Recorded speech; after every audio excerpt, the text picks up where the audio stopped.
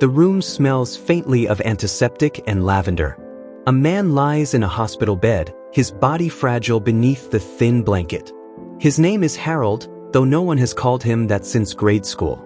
The clock on the wall ticks loudly, each second stretching into an eternity he can't outrun anymore. He stares at the ceiling tiles, counting their imperfections as if they hold some secret code to understanding all the years behind him.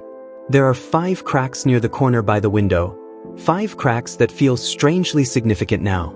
Harold's wife sits beside him, knitting needles clicking softly like rain against glass. She hasn't spoken much today, but her silence speaks volumes. A lifetime of things left unsaid between them pooling in the air like smoke from a cigarette neither ever smoked.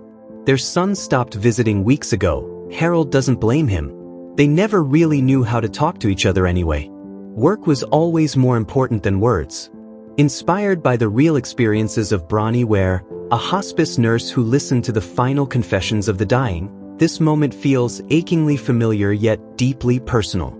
It's not just Harold's story, it's everyone's story waiting to happen. He closes his eyes and remembers standing outside the factory gates decades earlier, dreaming of something bigger than himself. Back then, the world seemed infinite, full of possibilities. But somewhere along the way, those dreams got tucked away under piles of bills and responsibilities until they disappeared entirely. Now, lying here with nothing left to lose, Harold wonders what might have been different if he'd dared to chase even one of them. If only he hadn't let fear whisper louder than hope. His mind drifts to Sarah, his first love, the girl with the wild curls and laughter like sunlight breaking through storm clouds. She had asked him once why he stayed stuck in jobs he hated. Because it pays, he'd answered without hesitation. Simple, practical, safe.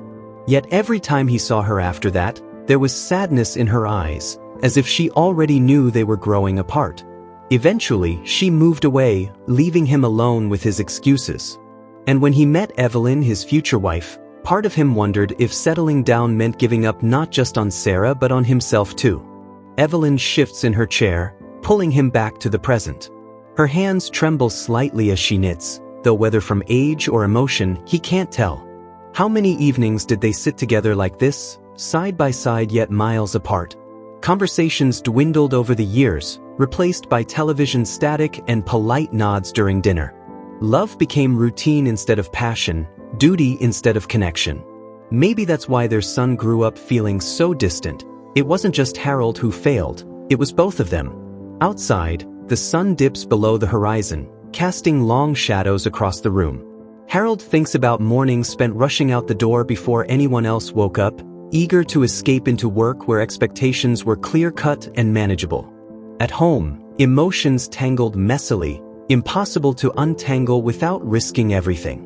So he buried himself in spreadsheets and deadlines, convincing himself that providing for his family was enough. Was it? Or did he simply trade presents for provision? A memory surfaces unbidden. His mother sitting at the kitchen table late at night, sewing patches onto his old jacket. She hummed softly while tears slipped silently down her cheeks. As a child, he didn't understand why she cried. Now, looking back, he sees the weight she carried, raising 3 kids alone after his father walked out. When she passed away, Harold barely made it to the funeral. Too busy, he told himself. Too far away. But deep down, he knows the truth. He ran because facing her loss would mean confronting his own failures as a son. "I should have called her more," he murmurs aloud, startling Evelyn. She looks up, startled by the sudden sound of his voice. For a moment, their eyes meet, and something passes between them, not forgiveness exactly, but recognition. Recognition of all the times they chose silence over vulnerability, comfort over courage. The ticking clock grows louder again, relentless in its march forward. Harold pictures a hallway stretching endlessly before him, doors lining either side. Each door represents a dream, a choice, a moment he could have stepped off the predictable path and into uncertainty. Some doors remain closed forever now, locked tight by decisions made long ago. Others creak open slightly, teasing glimpses of lives he'll never live. A painter's studio bathed in golden light, a stage filled with applause, a beach house where laughter echoes freely. And then there's the mirror hanging at the end of the hallway. It reflects not his frail form but the person he used to be, young, hopeful, unafraid. That version of himself stares back accusingly, demanding answers Harold isn't ready to give. Why didn't you try harder? Why did you settle? Why did you let me go? Evelyn sets aside her knitting and takes his hand gently. Her touch is warm despite the chill creeping into the room. Do you regret anything? She asks quietly, surprising them both with the question. Regret hangs heavy in the air, tangible as the fog rolling in from the ocean outside. Harold hesitates, searching for words that won't come easily. Of course he regrets. Regrets fill the spaces between breaths these days. But admitting them aloud feels dangerous, like opening floodgates he won't survive. Still, Evelyn waits patiently, her grip firm yet tender. In her gaze, he sees permission to speak truths he's kept buried for too long. I wish I'd been braver, he finally says, voice cracking like dry leaves underfoot. Braver to follow my heart instead of running from it. Evelyn nods slowly, tears welling in her eyes.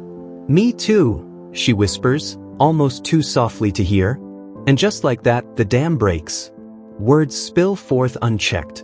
Confessions of sacrifices made, chances missed, loves lost. Each admission feels like shedding layers of armor he wore for so long it became skin. With every sentence, Harold feels lighter, freer, as if releasing these burdens will somehow rewrite the past. But rewriting isn't possible. What's done is done. All that remains is acceptance, and perhaps a sliver of redemption. As the night deepens, Harold closes his eyes again, exhaustion washing over him. Yet peace lingers faintly, like embers glowing after a fire burns out. Somewhere beyond the ticking clock and endless hallway, he senses a quiet promise. It's never too late to acknowledge your regrets, even if it's only within yourself. Doing so might not change the ending, but it changes the meaning. The room grows quieter, the hum of fluorescent lights above blending with the rhythmic beeping of machines monitoring Harold's fragile body. Evelyn sits still now, her knitting abandoned on the chair beside her. Her hands rest folded in her lap, fingers tracing faint scars from years spent gripping needles and thread, holding together not just fabric but lives that frayed too easily. She watches him breathe, shallow, uneven breaths, and wonders how many more remain. Harold drifts between waking and dreaming, memories colliding like waves crashing against a rocky shore. In one moment he's 8 years old again, fishing with his father at dawn, the lake shimmering like liquid gold under the rising sun. His dad had promised to teach him everything about casting a line, reading the water, feeling the tug of life beneath its surface. But the lessons stopped abruptly when his father left, leaving behind only silence and unanswered questions. Harold remembers staring at the empty space where his father used to sit, trying to understand what went wrong, and then realizing he never would. In another memory, he stands outside his son's bedroom door, hand raised to knock but frozen midair. Inside, laughter erupts. His boy playing some video game with friends, oblivious to his father standing there, wanting to join in, to connect. But something holds him back. Fear? Pride? Or maybe just habit. The same force that kept him tethered to routines and roles instead of reaching for real connection. That night, he retreats downstairs, burying himself in paperwork until the house falls silent. Now, lying here in this hospital bed, Harold sees clearly what he couldn't, or wouldn't, see before.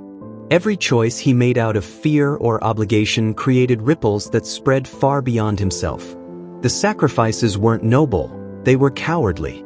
He convinced himself he was doing what needed to be done, putting others first, keeping the wheels turning. But somewhere along the way, others became everyone except him.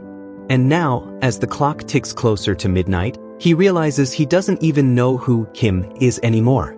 Evelyn shifts slightly, drawing his attention back to the present. Her face is etched with lines of worry and regret, mirroring his own. For so long, they existed side by side without truly seeing each other, two ships passing in the fog of daily life. They shared meals and holidays, arguments and apologies, yet somehow missed the essence of what it meant to truly share a life. Now, sitting here in the dim light, she looks smaller than he remembers, as if carrying all those unspoken words has worn her down to her core. Do you think we'll ever get another chance? She asks suddenly, her voice trembling. It's a question neither of them expected, yet both have carried silently for years. Another chance, to fix what broke, to say what should have been said, to live the lives they dreamed of instead of the ones they settled for. Harold doesn't answer right away. Instead, he thinks about the woman with the wild curls, Sarah, and the way she looked at him when she realized he wasn't coming with her. The hurt in her eyes wasn't anger, it was disappointment. Disappointment that he chose safety over adventure, certainty over possibility.